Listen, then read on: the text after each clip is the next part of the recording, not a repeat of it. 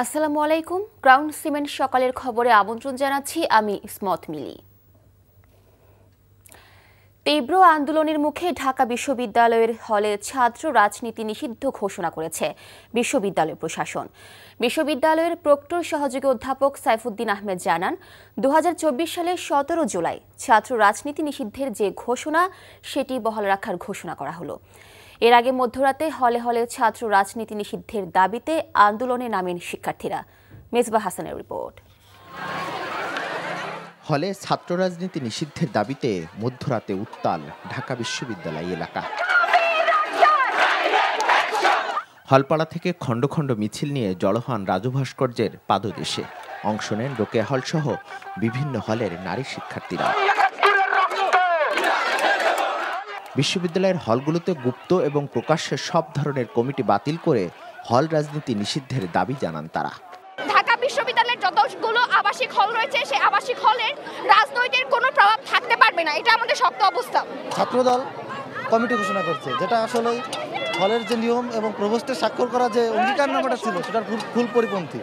আবার যদি কেউ হলে হলে গণরুম ফিরিয়ে নিয়ে আসতে চায়, আবার যারা হলে হলে গুপ্ত রাজনীতির চর্চা শুরু করেছে তাদের বিরুদ্ধে ঢাকা বিশ্ববিদ্যালয়ের শিক্ষার্থীদের অ্যাকশন থাকবে কিনা। পরে ভিসি চত্বরে অবস্থান নিলে কিছুক্ষণ পর বেরিয়ে আসেন বিশ্ববিদ্যালয়ের উপাচার্য ও প্রক্টর। তোমাদের যেটা বললাম, তোমার সহযোগিতা দরকার। এক ঘন্টার বেশি সময় পর প্রশাসনের পক্ষ থেকে ঘোষণা করা হয় 2024 সালের 17 জুলাই ছাত্র রাজনীতি নিষিদ্ধের ঘোষণায় বহাল থাকবে। আমাদের সিদ্ধান্ত হলো হল পর্যায়ে কোনো ছাত্র রাজনীতি চলবে না। তারা কেন্দ্রে করতে পারবে, তারা ডাকসু বা মধুর ক্যান্টিন, কলা ভবন তারা করতে পারবে, যেটা সমঝোতা হয়েছিল। কিন্তু আমরা কোনো ছাত্র সংগঠনকে ফোর্স করতে পারি না যে আপনি বাতিল করেন।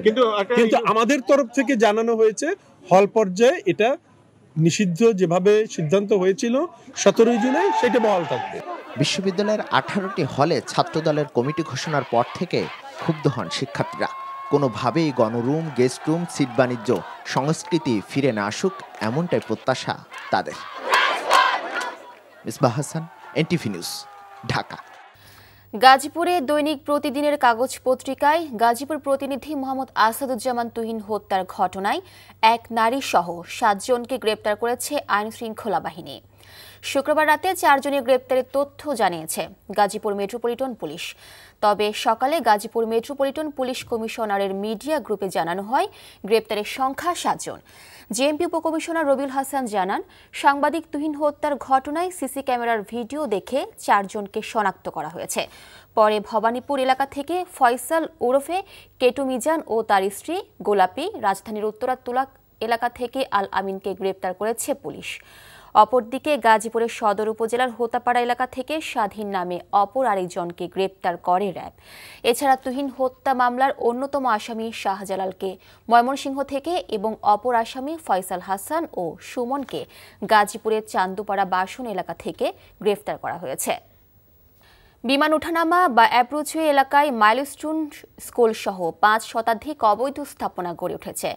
বেসরকারি বিমান চলাচল কর্তৃপক্ষের দাবি, রাজধানী উন্নয়ন কর্তৃপক্ষ বেবিচকের আপত্তি তোয়াক্কা না করে অনুমোদন দিয়েছে এসব স্থাপনার। নগর পরিকল্পনাবিদ এবং এভিয়েশন বিশেষজ্ঞর আশঙ্কা, আলাদা একটি রানওয়ে এবং বিমান প্রশিক্ষণ ঢাকার বাইরে স্থানান্তর না হলে মাইলস্টোনের মতো ঘটনার আশঙ্কা থেকে যায়। নিয়ামুল আজিজ সাদিকের রিপোর্ট। আন্তর্জাতিক বিমান চলাচল নিয়ম অনুসারে বিমানবন্দরের আশপাশে 150 ফুটের ওপর উঁচু স্থাপনা নির্মাণে নিষেধাজ্ঞা আছে। কারণ বিমানবন্দরের ওঠানামার ক্ষেত্রে অ্যাপ্রোচওয়ে ও রানওয়েতে দৃষ্টিসীমায় স্পষ্ট রাখা প্রয়োজন।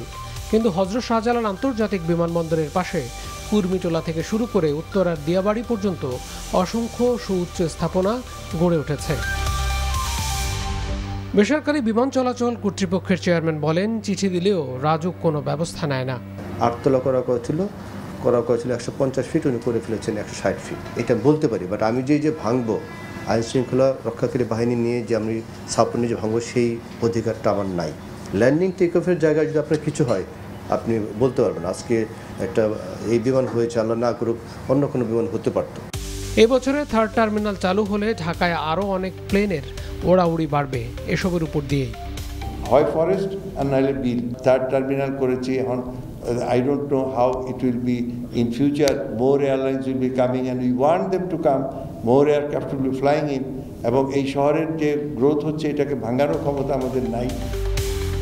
আবার একই রানওয়েতে সামরিক ও যাত্রীবাহী প্লেনের চলাচলের কারণেও ঝুঁকি থাকে। এমনকি যাত্রীবাহী বিমানের বেশিরভাগ সময় ট্যাক্সিওয়েতে বসে থাকতে হয় ঘন্টার পর ঘন্টা। আমাদের এখানে নীতিনৈতিকভাবে দেখি যে কমার্শিয়াল এয়ার ট্রাফিকের বিরাট লম্বা লাইন হয়ে গেছে to provide the priority to the military aircrafts. বিশেষজ্ঞদের দাবি ঢাকার বাইরে এয়ারফিল্ড হতে পারে সমাধান, একই সাথে ঝুঁকিমুক্ত রানওয়ে নির্মাণ করতে হবে। কোথাও এই সিভিল এভিয়েশনের পাথওয়ের কারণে যে মানুষ এবং তার যে ভালনারেবিলিটি, তার যে রেসিলিয়েন্স, তার যে সেফটি, তার একটা লাইন না এনারা রিকোয়েস্ট করেছে না ড্যাব অ্যাকোমোডেট করেছে। কিসের সেফটির কথা বলছেন? বিশেষজ্ঞরা বলেন ঢাকায় নতুন রানওয়ে ও অবৈধ স্থাপনা উচ্ছেদ নিয়ে দ্রুত পদক্ষেপ নিতে হবে সরকারকে। Niamul Aziz Sadek, NTV news, Dhaka. সকালের খবর এইটুকুই। এই খবরের ভিডিও শো আপডেট জানতে ভিজিট করুন এনটিভি অনলাইন www.ntvbt.com।